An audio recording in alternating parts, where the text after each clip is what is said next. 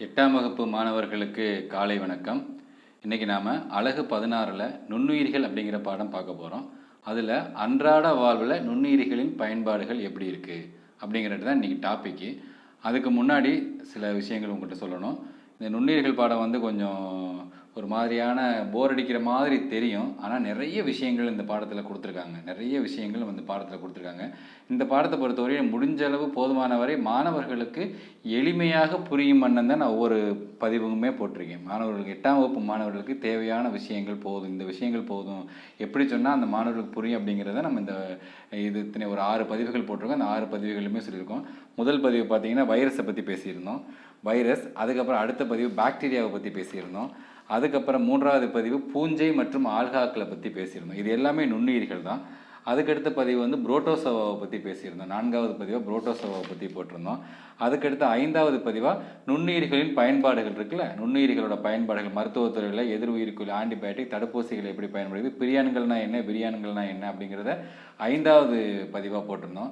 6வது பதிவு என்னவா போட்டிருந்தோம்னா இந்த நுண்ணுயிர்கள் வந்து அக்ரிகல்ச்சரில் விவசாயத்தில் எப்படி பயன்படுது அப்படிங்கிற மாதிரி 6வது பதிவாக போட்டிருந்தோம்.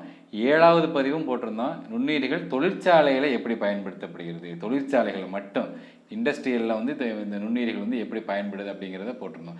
ஏன்னா இது பெரிய பாடமாக இருக்கிறதுனால சின்னமாக போட்டால் மாணவர்களுக்கு கொஞ்சம் இன்ட்ரெஸ்டிங்காக இருக்கும் அப்படிங்கிறதுக்கு தான் கொஞ்சம் பிரித்து போட்டது. அடுத்து வந்து நம்ம பார்க்கக்கூடிய டாபிக் வந்து இன்றைக்கி பார்க்கக்கூடிய டாபிக் வந்து என்ன அப்படின்னு பார்த்தீங்கன்னா அன்றாட வாழ்வில் பயன்பாடு, daily life, day to life. நம்மளுக்கு என்ன சார் பயன்படுது, மற்றதெல்லாம் விடுங்க சார், எல்லாத்துலேயும் விடுங்க சார், எனக்கு உங்களுக்கு எப்படி சார் இந்த நுண்ணுயிர்கள் பயன்படுது அதை பற்றி கொஞ்சம் விவரமாக சொல்லுங்கள் சார் அப்படின்னா நம்ம சொல்லலாம். இதில் நிறைய கொடுத்துருக்காங்க. பொதுவாக இந்த இதில் வந்து பார்க்கும்போது பார்த்தீங்கன்னா சும்மா ஜஸ்ட் ஒரு வாசிக்கிற மாதிரி தான் இருக்கும். என்ன சார் அப்படியே வாசிக்கிற மாதிரி தான் இருக்கும். இருந்தாலும் நான் அதில் உங்களுக்கு நிறைய விஷயங்கள் நான் உங்களுக்கு சொல்கிறதுக்கு முயற்சி பண்ணியிருக்கேன். வீடியோட முடிவில் நீங்கள் எப்படி இருக்குன்னு சொல்லுங்கள்.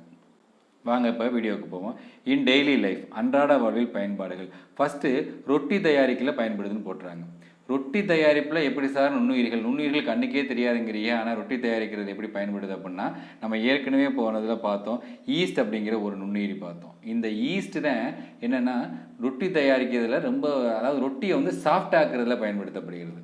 ரொட்டி மாவில் நம்ம பேக்கரியில் அடுமனை அப்படின்னு கொடுத்துருக்காங்க. அடுமனைனா பேக்கரியில் வாங்கக்கூடிய பன்னு, கேக்கு, பிரெட்டெல்லாம் எப்படி இருக்கும், ரொம்ப சாஃப்டாக இருக்கும். தொட்டாலே அப்படி ரொம்ப சாஃப்டாக இருக்கும்.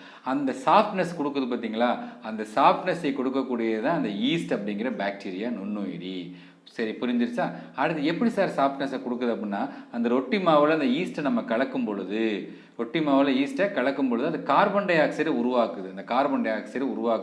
அந்த கார்பன் டை ஆக்சைடு உருவாக்குறதுனால தான் அதுலேருந்து செய்யக்கூடிய அந்த மாவுலேருந்து செய்யக்கூடிய அந்த பிரெட்டு இது எல்லாமே சாஃப்டாக வருது. இப்போ இங்கே உங்களுக்கு இன்னொரு கொஸ்டின் வந்திருக்கணும், சார் நுண்ணுயிர்கள் கண்ணுக்கே தெரியாது நீங்கள், ஈஸ்ட்டு கண்ணுக்கே தெரியாது நீங்கள், அதை எப்படி சார் நம்ம அதில் கலக்க போகிறோம் அப்படின்னு நீங்கள் கேட்கலாம்.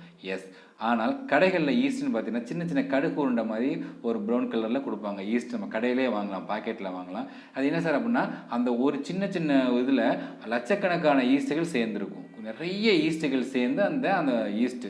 ஸோ அதுதான் அந்த நுண்ணுயிர்களை அதையும் போட்டு குழப்பிக்காது. ஸோ ஈஸ்ட் அப்படிங்கிறது பிரெட்டை வந்து சாஃப்டாக்கிறதுக்கு பயன்படுத்தப்படுகிறது. அடுத்து ஒரு இது கொடுத்துருக்காங்க, குளோரெல்லா அப்படின்னு சேர்க்குறாங்க. குளோரெல்லா அப்படிங்கிற பசும் ஆல்கா மாவுடன் சேர்க்கும்போது ரொட்டியின் சத்து மேலும் அதிகரிக்கிறது. இந்த குளோரெல்லா அப்படிங்கிறது என்ன அப்படின்னா பசும் ஆல்கா, பாசி தான், ஒரு வகையான பாசி. இதை மாவாக நம்ம பேஸ்ட் பண்ணி கெமிக்கலை மாவாக பேஸ்ட் பண்ணி அந்த ரொட்டி மாவில் சேர்க்கும் பொழுது அது நம்மளுக்கு அதிக சத்தை கொடுக்கிறது. இப்போ இன்னும் சில விஷயங்கள் சொல்ல போனால் நம்ம மதுரையில் பார்த்தீங்கன்னா ஜிகர்தண்டா சாப்பிடுவோம் தெரியுமா? ஜிகர்தண்டா ரொம்ப ஃபேமஸ் மதுரையில். அதுலலாம் அந்த ஜிகர்தண்டாவில் சுவைக்காகவும் சத்துக்காகவும் என்ன சேர்க்குறாங்க அப்படின்னா கடற்பாசிகள் சேர்க்குறாங்க. அது இந்த கடற்பாசிகள் சேர்க்கும்போது ஆட்டோமேட்டிக்காக அது சுவைகளும் கூடுது, அது நல்லாவும் புரதச்சத்து நிறைஞ்சதாகவும் நம்மளுக்கு இருக்குது. அதனால அந்த மதுரையில் இருக்கக்கூடிய ஜிகர்தண்டா வந்து ரொம்ப ஃபேமஸ் அப்படின்னு சொல்கிறாங்க. ஏன்னா அங்கே ரொம்ப ஸ்பெஷலாக கடல் பாசி சேர்க்குறாங்க. ஸோ அடுத்து பார்ப்போம் வாங்க. நுண்ணுயிர்கள் வந்து தயிர் மற்றும் பன்னீர் தயாரிப்பில் பயன்படுகிறது. இதில் கர்ட் அண்ட் காட்டேஜ் சீஸ், அதாவது தயிர்னாலே நுண்ணுயிரி தான். நம்ம தயிரில் வந்து நிறைய சொல்கிறாங்க, அது பின்னாடி ஒரு டாப்பிக்கில் வருது, ப்ரோபயோட்டிக்ங்கிற. அதில் இப்போ தயிரை பற்றி நான் நிறைய பேசுகிறேன். பாலை தயிராக்குறது, பால் தான் நம்ம உரமோர் ஊற்றுவோம்ல, உரமோரில் வந்து கொஞ்சோண்டு தயிர் தயிர் துளி விட்டோம்னா அது என்ன ஆயிரும், தயிராக மாறிடும். ஸோ என்ன ஆகுது அப்படின்னா அந்த லாக்டோபாசிலஸ் அப்படிங்கிற பாக்டீரியா தான் பாலை தயிராக மாற்றுகிறது, அந்த நுண்ணுயிரி. ஸோ பால் நமக்கு தயிர் கிடைக்கிறதுக்கு காரணம், நீ தயிர் சாப்பிடுவ, தயிர் சாதம் உனக்கு ரொம்ப பிடிக்கும்னா நீ எதுக்கு பாக்டீரியாவுக்கு நன்றி சொல்லணும் அப்படின்னா லாக்டோபாசிலஸ் அப்படிங்கிற பாக்டீரியாவுக்கு நீ நன்றி சொல்லணும். ஏன்னா அதுதான் என்ன பண்ணுது, லாக்டோபாசிலஸ் பாக்டீரியத்தினால் பாலில் உள்ள லாக்டோஸ் லாக்டிக் அமிலமாக மாறுகிறது. பாலில் ஏற்கனவே லாக்டோஸ் இருக்கும், அந்த லாக்டோஸை என்ன மாற்றுது, லாக்டிக் அமிலமாக மாற்றுறதுனால தான் என்னவாகுது, பால் தயிராக மாறுகிறது. அப்புறம் இன்னொன்று சொல்கிறாங்க, என்ன சொல்கிறாங்கன்னா சீஸ், பன்னீர் தயாரிப்பு. பன்னீர் கேள்விப்பட்டிருக்கீங்களா? கேக்கு மாதிரி வெள்ளை கலரில் அந்த தயிர்லேருந்து தயாரிப்பாங்க, பால்லேருந்து தயாரிக்கக்கூடியது தான் அந்த சீஸ் அப்படின்னு சொல்கிறது. அது எதுக்கு பயன்படுகிறது அப்படின்னா அதில் வந்து நிறைய நம்ம உணவுப் பொருட்கள் நிறைய தயாரிக்கலாம். ஸோ அதுக்கும் அந்த நுண்ணுயிரிகள் தான் பயன்படுகிறது. அடுத்து மிக முக்கியமானது ஒன்று சொல்கிறாங்க, இன்ஹியூமன் இன்டெஸ்டின், அதாவது மனிதனோட குடலில் இருக்கக்கூடிய பாக்டீரியாங்களை பார்க்க போகிறோம். மனிதனோட குடலில் இருக்கக்கூடிய இந்த பாக்டீரியங்கள் நம்மளுக்கு செரிமானத்துக்கு பயன்படுத்தப்படுகிறது. இன்னொன்று சொல்லப்போனால் நம்ம உடம்புல நிறைய வைட்டமின்களை உற்பத்தி பண்ணி நம்ம வயிற்றுக்குள்ளே எந்த விதமான பிரச்சனைகளும் இல்லாமல் பாதுகாக்குது. ரொம்ப முக்கியம் பாருங்க அந்த பாக்டீரியங்கள். அந்த பாக்டீரியங்கள் என்னென்னு பார்க்கலாமா? அதான் சொல்கிறாங்க லாக்டோபேசிலஸ் அசிட்டோஃபிலஸ் அப்படிங்கிறது. மனிதனோட குடலில் வாழக்கூடிய லாக்டோபேசிலஸ் அசிட்டோபிலஸ் அப்படிங்கிற பாக்டீரியா உணவோட செரிமானத்தில் பங்கு வகிக்கிறோம். எவ்வளோ சாப்பிட்டாலும் உடம்பு செரிக்குதுல, அதுக்கு காரணம் அந்த பாக்டீரியா தான். இன்னொன்று, நம்ம உடம்புல நிறைய நன்மை தரக்கூடிய பாக்டீரியங்கள் இருக்குது, தீமை தரக்கூடிய பாக்டீரியங்கள் இருந்தால் அதை எதிர்த்து போரிடக்கூடியது இந்த லாக்டோபாசிலஸ் அசிட்டோஃபிலஸ் பாக்டீரியா தான். அப்புறம் மனித குடலில் வாழும் ஏகோலை பாக்டீரியம் கேள்விப்பட்டிருப்பீங்க. ஏகோலை பாக்டீரியம் இது வந்து வைட்டமின் கே மற்றும் வைட்டமின் பி அதெல்லாம் என்ன பண்ணுது, உற்பத்தி செய்கிறதுல உதவுது. ஸோ நம்ம எவ்வளோ பயன்படுது பார்த்தீங்களா?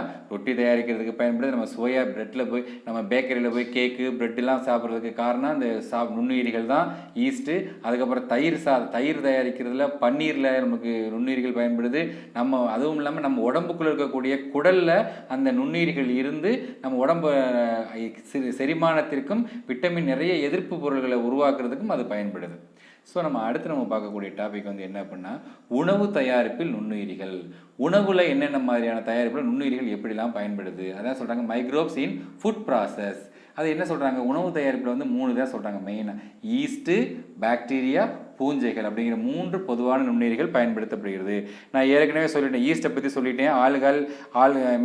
பேக்கரி ரொட்டி தயாரிக்க பயன்படுகிறது. இன்னொன்று ஆல்கஹால் தயாரிப்பில் இந்த ஈஸ்ட் பயன்படும். அது ஏற்கனவே நம்ம ஈஸ்ட் பாடத்தில் சொன்னோம், ஆல்கஹால் தயாரிக்கிறதுல இந்த ஈஸ்ட் பயன்படும். அடுத்து பாக்டீரியா வந்து பாலை தயிராக மாற்றுறதுல, தயிர் பொருள்கள், பால் பொருள்களில் நம்மளுக்கு பயன்படுகிறது. அடுத்து நம்ம பார்க்கக்கூடியது பூஞ்சைகள் நிறைய இருக்குது, நம்ம அதை பற்றி பின்னாடியும் பார்ப்போம். ஸோ இந்த நுண்ணுயிர்கள்லாம் என்ன பண்ணும் அப்படின்னா நொதித்தல் நிகழ்வின் மூலம், அதான் முக்கியமானது ஃபெர்மெண்டேஷன் அப்படின்னு சொல்லுவாங்க. ஃபெர்மெண்டேஷன், நொதித்தல் நிகழ்வின் மூலம் கரிம அமிலங்கள், ஆல்கஹால் மற்றும் எஸ்டர்கள் உருவாகின்றன. இவை உணவுப் பொருட்கள் கெட்டு போகாமல் பாதுகாக்கும் தனித்துவம் வாய்ந்த புதிய ரக உணவுப் பொருட்களை உற்பத்தி செய்யவும் பயன்படுகின்றன. இந்த நொதித்தல் இருக்கிறதுனால தான் அந்த கேக் வந்து ரொம்ப சாஃப்டாகுது, பால் வந்து தயிராக மாறுது. இந்த மாதிரியான சில புதிய ரக உணவுப் பொருட்கள் நம்மளுக்கு உருவாக்குது. பன்னீர், அந்த மாதிரியான புதிய ரக உணவுப் பொருட்கள் இந்த நொதித்தல் தான். சரி, நம்மளுக்கு இன்னும் சொல்லப்போனால் நம்ம இட்லி மாவு புளிக்கிறது கூட நொதித்தல் தான். நம்ம இட்லி மாவு அம்மா ஆட்டி புளிப்பாங்கல்ல, உளுந்தில் இருக்கக்கூடிய அந்த லாக்டிக் ஆசிட் அப்படிங்கிற ஒரு ஆசிட் இருக்குது, அது வந்து மாவை புளிக்க வைக்கும். அது இருக்கிறதுனால தான் மாவு அடுத்த நாள் பொங்கி வைக்கிற மாவு என்ன ஆகுது, தோசை மாவு ஆட்டினோன்னு தோசை சுட்டிங்கன்னா டேஸ்ட்டே இருக்காது. அதை ஒரு நாள் பூரா ஊற வைக்கணும், நொதித்தல் நடக்கணும், பாக்டீரியாக்கள் போய் அதை நொதிக்கணும், மாவை நொதிக்கணும். அந்த உளுந்தில் இருக்கக்கூடிய லாக்டிக் ஆசிட் வந்து நொதிச்சதுக்கப்புறம் அது அடுத்த நாள் பார்த்தீங்கன்னா உப்பி வரும், நொதித்தல் நடந்து. ஸோ அது டேஸ்ட்டாக இருக்கும். அதான் சொல்கிறாங்க தனித்துவம் வாய்ந்த புதிய ரக உணவுப் பொருளை உருவாக்குறதுல இந்த நுண்ணுயிரிகள் பயன்படுகிறது அப்படிங்கிற வார்த்தை சொல்கிறாங்க. அடுத்து பார்க்கக்கூடியது உணவை பதப்படுத்துதலில் பயன்படுத்துது. ஃபுட் ப்ரிசர்வேஷன், உணவை பதப்படுத்துதலும் உணவை கெட்டு போகாமல் பாதுகாக்கிறதுல பயன்படுத்துது. இந்த பாக்டீரியாக்கள் பயன்படுது. என்ன சார் அப்படின்னா அதில் பார்க்க போகிறோம். 2 வகையான தொழில்நுட்பங்களை பயன்படுத்துகிறாங்க. ஒன்று வந்து பாரம்பரிய நுட்பங்கள், இன்னொன்று வந்து நவீன நுட்பங்கள். இந்த 2 நுட்பங்களை பற்றியுமே நம்ம பார்ப்போம். ஃபஸ்ட்டு நம்ம பார்க்கக்கூடியது என்ன அப்படின்னா பாரம்பரிய நுட்பங்கள், ட்ரெடிஷ்னல் டெக்னிக். பாரம்பரிய நுட்பங்கள்லாம் என்ன அப்படின்னா நொதித்தல், உறைய வைத்தல், கொதிக்க வைத்தல் மற்றும் இனிப்பிடுதல். இப்போ நொதித்தல்லாம் என்னது, நம்ம சாதம் வீட்டில் கெட்டு போயிருக்கு, சாதம் சாப்பிட்றோம், சாதம் மிஞ்சிருச்சு, முதல் நாள் சாதம் மிஞ்சிருச்சு, அதை நம்ம என்ன பண்ணுவோம் அப்படின்னா அதை தண்ணியை ஊற்றி மூடி பத்திரமா வச்சுட்டு அடுத்த நாள் கஞ்சியாக சாப்பிடுவோம். அது அந்த கஞ்சியை சாப்பிடும்போது அதில் இருக்கக்கூடிய அந்த நொதித்தல் நடந்து நம்மளுக்கு என்ன ஒன்று, அந்த பொருளை கெட்டு போகாமலும் வச்சுக்கோம், சோறு அப்படி கெட்டு போகாமலும் வச்சுக்கோம், நம்மளுக்கு சத்து மிகுந்த உணவும் கிடைக்கும். நொதித்தலுக்கு உயரிய எடுத்துக்காட்டாது. அடுத்து உறைய வைத்தல், உறைய வைக்கிறது. அடுத்து வந்து கொதிக்க வைத்தல். கொதிக்க வைத்தல் நம்ம சாதாரணமாக கொதிக்க வைக்கிறது, பாலெல்லாம் கொதிக்க வைக்கிறோம், அதெல்லாம் பின்னாடி பார்க்க போகிறோம், ஒவ்வொன்றையும் நம்ம பார்க்க போகிறோம் பின்னாடி. அடுத்து இனிப்பிடுதல். இதெல்லாம் என்னது பாரம்பரிய நுட்பங்கள். ஃபஸ்ட்டு நொதித்தல், நான் சொன்னது இது கஞ்சி. இவங்க என்ன சொல்கிறாங்க அப்படின்னா ஸ்டார்ச் மற்றும் சர்க்கரையை நுண்ணுயிரிகளின் உதவியால் ஆல்கஹாலாக மாற்றுவது. நான் ஏற்கனவே சொன்னேன், இந்த நொதித்தலில் வந்து சர்க்கரை மற்றும் கரைசல்களை வந்து ஆல்கஹாலை மாற்றுறதுல வந்து இந்த நொதித்தல் பயன்படும். அதில் ஈஸ்ட் ரொம்ப முக்கியமாக பயன்படும் அப்படின்னு சொன்னோம். ரெண்டாவது ஊற வைத்தல் அப்படின்ட்டு போகிறாங்க. ஊற வைத்தல் என்னென்னா, நம்ம இப்போ ஊறுகாயெல்லாம் செய்கிறோம்ல, ஊறுகாயெல்லாம் கெட்டு போகாமல் எலுமிச்சம்பழம் ஊறுகாய், பூண்டு ஊறுகாய் அப்படிலாம் போட்டு அதை எண்ணெயில் போட்டு அம்மா ஊறுகாய் செய்கிறாங்கல்ல, அது ரொம்ப நாள் கெட்டு போகாமல் இருக்கும். ஸோ அதுதான் என்னது ஊற வைத்தல். அதில் மெயினாக ஊற வச்சல், அது மட்டும் தெரிஞ்சுங்க. பிக்லிங். சரிங்களா? அடுத்தது என்ன அப்படின்னு பார்த்தீங்கன்னா பாயிலிங், கொதிக்க வைக்கிறது. இப்போ பால் இருக்குது, காலையில் பால் வாங்குகிறோம், பால் வாங்கிட்டு 2 பேர் காப்பி போட்டு குடிச்சிடும், மிச்ச பால் இருக்குது, அதை அப்படியே வச்சா அது கெட்டு போயிடும். அதை என்ன பண்ணுவாங்க அம்மா, அப்படியே கொதிக்க வைப்பாங்க, சூடுபடுத்துவாங்க. அது மட்டும் இல்லை, பாலை மட்டும் இல்லை, சாம்பார் ரசம் எல்லாமே சூடுபடுத்துவாங்க. ஸோ சூடுபடுத்தும் போது இருக்கக்கூடிய நுண்ணுயிர்கள் அழிக்கப்படுறதுனால அந்த உணவுப் பொருட்கள் பாதுகாக்கப்படுகிறது. ஸோ இது கொதிக்க வைத்தல். அடுத்து இனிப்பிடுதல். இனிப்பிடுதல்னால் ஒன்றும் கிடையாது, ஜாம் இருக்குல்ல, அதாண்டா இனிப்பிடுதல். Sugaring, jam. நம்ம ஆப்பிள், பேரிக்காய் இந்த மாதிரி பழங்கள்லாம் என்ன பண்ணுவாங்க, போட்டு சர்க்கரையை பயன்படுத்தி தயாரிக்கப்பட்ட சிரப்பு, ஜாமு தான் இனிப்பிடுதல். ஸோ இதை நீங்கள் தெரிஞ்சுக்கங்க. இது எல்லாமே என்னது பாரம்பரிய நுட்பங்கள். அடுத்து நம்ம பார்க்கக்கூடிய லாஸ்ட் டாபிக் வந்துட்டோம், வீடியோவோட எண்டுக்கு வந்துட்டோம். நவீன நுட்பங்களில் எப்படி இந்த நுண்ணுயிரிகள் பயன்படுத்தப்படுகிறது, மாடர்ன் டெக்னிக். ஃபஸ்ட்டு பதப்படுத்துதல். பாலை பதப்படுத்துவோம், பாஸ்டரைசேஷன் அப்படின்னு சொல்லுவோம். நீங்கள் படிச்சிருக்கீங்க, லூயி பாஸ்டியர் கேள்விப்பட்டிருக்கீங்களா போன வருடம். ஸோ இப்போ பார்ப்போம் பாலை வந்து பதப்படுத்துறது. பாலை எதுக்கு பதப்படுத்துகிறாங்க? இப்போ சாதாரணமாக நம்ம பண்ணைகளில் வாங்குற பால், வீட்டில் பசும்பால்லாம் என்ன ஒரு நாள் தான் தாங்கும், 2ஆவது நாள் கெட்டு போயிடும். ஆனால் அந்த பாக்கெட் பால் வருதுல்ல, பாக்கெட் பால் நிறைய வருதுல்ல, ஆவினில் வருது, ஆரோக்கியாவில் வருது, இந்த பால்கள்லாம் நீங்கள் ஃப்ரிட்ஜில் போட்டு உடைக்காமல் வச்சுருந்தீங்கன்னா 3 நாள் 4 நாள் வரையும் அது கெடாமல் இருக்கும், உடைக்காமல் ஃப்ரிட்ஜில் ஃப்ரீசர்லேயே வச்சுருந்தீங்கன்னா. ஸோ அதுதான் பதப்படுத்துதல். என்ன பதப்படுத்துதல் அப்படின்னாங்கன்னா, பாலை கெட்டுப்போகக்கூடிய அந்த நுண்ணுயிர்களை என்ன பண்ணுவாங்க, நீக்கிடுவாங்க. அந்த நீக்கக்கூடிய ப்ராசஸுக்கு பேர் தான் பாஸ்டரைசேஷன். அதான் இங்கே சொல்லியிருக்காங்க. இது திரவ நிலையிலுள்ள உணவுகளை பாதுகாக்கும் முறையாகும். இம்முறையானது லூயிஸ் பாஸ்டியர் என்பவரால் 1762ஆம் ஆண்டு கண்டறியப்பட்டது. இம்முறையில் பால் பதப்படுத்தப்படுகிறது. பாலில் உள்ள பாக்டீரியாக்களை கொள்வதற்காக பால் 70 டிகிரி சி வெப்பநிலைக்கு சூடுபடுத்தப்பட்டு பாக்டீரியாக்கள் மீண்டும் வளராமல் இருக்க 10 டிகிரி சென்டிகிரேட் வெப்பநிலையில் குளிர வைக்கப்படுகின்றன. பின்பு நுண்ணுயிர்கள் நீக்கம் செய்யப்பட்ட பாட்டில்களில் பால் அடைக்கப்பட்டு குளிர்ச்சியான இடங்களில் சேமிக்கப்படுகிறது. ஒன்றுமே கிடையாது, பால் எடுத்துக்குவாங்க, அதை 70 டிகிரி செல்சியஸில் என்ன பண்ணுவாங்க, வெப்பப்படுத்துவாங்க. அதை சடனாக என்ன பண்ணுவாங்க, 10 டிகிரி செல்சியஸில் குளிர வைப்பாங்க. 70 டிகிரி சியிலேருந்து சடனாக 10 டிகிரி செல்சியஸில் குளிர வைப்பாங்க. இந்த மாதிரி செய்யக்கூடிய ப்ராசஸ் பண்ணும்போது அதில் இருக்கக்கூடிய அந்த நுண்ணுயிர்கள்லாம் நீக்கப்படுகிறது. அதுக்கப்புறம் அந்த பாட்டில், அந்த பிளாஸ்டிக் பை, அதுவும் நுண்ணுயிர்கள் நீக்கம் செய்யப்பட்டதில் அடைக்கப்பட்டு நம்மளுக்கு பால் வந்து விற்பனைக்கு வருது. இது ஃபர்ஸ்ட். ரெண்டாவது உணவு தயாரிப்பு, ஃபுட் ப்ரொடக்ஷனில் ப்ரோபயாட்டிக்குகள் அப்படின்னு ஒரு வார்த்தை சொல்கிறாங்க. இந்த ப்ரோபயாட்டிக்ஸ் அப்படிங்கிற வார்த்தை கிராமப்புற மாணவர்கள் நம்ம கேள்விப்பட்டிருக்க வாய்ப்புகள் கிடையாது. ஆனால் நகர்ப்புறங்களில் இந்த சூப்பர் மார்க்கெட்டுக்கெல்லாம் போனீங்கன்னா பால் தயிரில் வந்து வித் ப்ரோபயாட்டிக்ஸ் அப்படின்னு ஒரு வார்த்தை சொல்லியிருப்பாங்க. ஏன்னா அந்த ப்ரோபயாட்டிக்ஸ் அப்படிங்கிறது என்ன அப்படின்னா, நம்ம உடம்புக்கு நன்மை செய்யக்கூடிய பாக்டீரியாக்களை ஊக்குவிக்கக்கூடியது. ரொம்ப சிம்பிளாக சொல்கிறதுனா அது வந்து மேக்ஸிமம் எதில் இருக்கும் அப்படின்னா பால் பொருட்களில் தான் இருக்கும். பால் சம்பந்தமான பொருட்களில் இந்த ப்ரோபயாட்டிக்ஸ் பாக்டீரியாக்கள் அடைச்சி சேர்த்து விற்பாங்க. ஏன்னா அது வந்து நமக்கு நன்மை செய்யக்கூடிய பாக்டீரியாக்களோட வளர்ச்சிகளை ஊக்குவிக்கும். நம்ம உடம்புக்குள்ள ஏற்கனவே சொன்னோம்ல, அதை தான் இங்கே சொல்லியிருக்காங்க. தயிர் மற்றும் நொதித்தலுக்கு உட்படுத்தப்பட்ட பிற பால் பொருட்களில் பயன்படுத்தப்படும் கூடுதல் உயிருள்ள உணவுப் பொருட்கள் ப்ரோபயாட்டிக்குகள் ஆகும். எடுத்துக்காட்டு லாக்டோபாசிலஸ் அஸ்டோஃபிலஸ் மற்றும் பைபிடோபாக்டீரியம் பைபிடம். இதுதான் இந்த ப்ரோபயாட்டிக்குகள் மிக முக்கியமானது. லாக்டோபாசிலஸ் அஸ்டோஃபிலஸ் மற்றும் பைபிடோபாக்டீரியம். இந்த பாக்டீரியங்கள் இருக்கக்கூடிய இந்த பால் தயிரை நம்ம சாப்பிட்றதுனால என்ன ஆகுது அப்படின்னா, குடலில் இருக்கக்கூடிய அந்த நல்ல நுண்ணுயிர்களோட வளர்ச்சியை ஊக்குவிக்கும். என்ன சார் குடலில் பாக்டீரியாக்கள் இருக்கும்னா, நம்ம தொண்டையிலிருந்து ஆரம்பித்து நம்ம இறப்ப போகிற வரை ஏகப்பட்ட பாக்டீரியாக்கள் இருக்குது. நம்ம கண்ணுக்கு தெரியாத பாக்டீரியாக்கள் நம்ம உடம்புக்குள்ளே நிறைஞ்சிருக்கு. அது எல்லாமே நன்மை செய்யக்கூடிய பாக்டீரியாக்கள் தான்.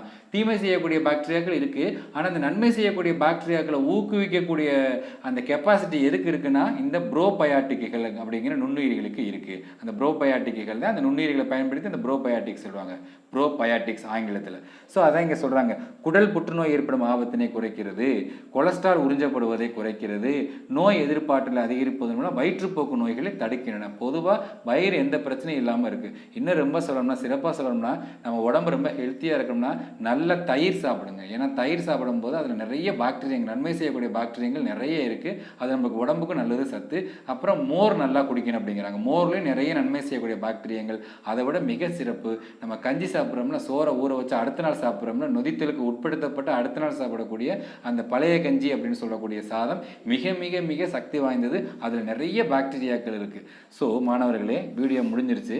ஸோ நம்ம இந்த வீடியோவில் அன்றாட வாழ்வில் வந்து நுண்ணுயிரிகள் நம்மளுக்கு என்னென்ன மாதிரியானதெல்லாம் பயன்படுகிறது அப்படிங்கிறத நம்ம விளக்கமாக பார்த்தோம். உங்களுக்கு புரிகிற வகையில் எளிமையாக சொன்னேன். இந்த வீடியோ உங்களுக்கு பிடிச்சிருக்கும் அப்படின்னு நினைக்கிறேன். இந்த வீடியோ பிடிச்சிருந்துச்சுன்னா லைக் பண்ணுங்கள், உங்கள் ஃப்ரெண்ட்ஸுங்களுக்கு ஷேர் பண்ணுங்கள். உங்களுக்கு வேறு ஏதாவது தேவைப்படுச்சுன்னா நம்ம கமெண்ட் பாக்ஸில் கமெண்ட் பண்ணுங்கள். அடுத்து நம்ம என்ன டாபிக் பார்க்க போகிறோம்னா, சார் ஒரு காயினுக்கு எப்போதுமே நன்மை இருந்தால் தீமை இருக்கும். ஸோ நன்மை மட்டும் தருமா சார் நுண்ணுயிரிகள் அப்படின்னா, அது தீமையும் தரும். அது என்ன மாதிரியான தீங்கு தருது நுண்ணுயிரிகள் அப்படிங்கிறத வந்து நம்ம அடுத்த டாப்பிக்கில் அடுத்த பதிவில் நம்ம டிஸ்கஸ் பண்ணுவோம். ஏற்கனவே இந்த பழைய பதிவுகள் யாரும் பார்க்காம இருந்தீங்கன்னா ஒன்றும் கவலைப்படாதீங்க. இந்த வீடியோவோட டிஸ்கிரிப்ஷனில் நான் அந்த பழைய பதிவுகளோட லிங்கை தர்றேன். ஸோ நீங்கள் அதையும் போய் செக் பண்ணி பாருங்கள். உங்களுக்கு எளிமையாக புரிகிற மாதிரி தான் இருக்கும். ஸோ மாணவர்களே, நம்ம சேனல் இந்த வீடியோ பிடிச்சிருந்துச்சுன்னா நம்ம சேனலை முதல்ல சப்ஸ்கிரைப் பண்ணுங்கள். அப்போ தான் நீங்கள் நான் போடக்கூடிய வீடியோக்கள் உங்களுக்கு அடுத்தடுத்து வரும். அடுத்த ஒரு வீடியோவில் தீங்கு தரும் நுண்ணுயிர்கள் அப்படிங்கிற டாப்பிக்கில் உங்களை வந்து நான் சந்திக்கிறேன். நன்றி, வணக்கம்.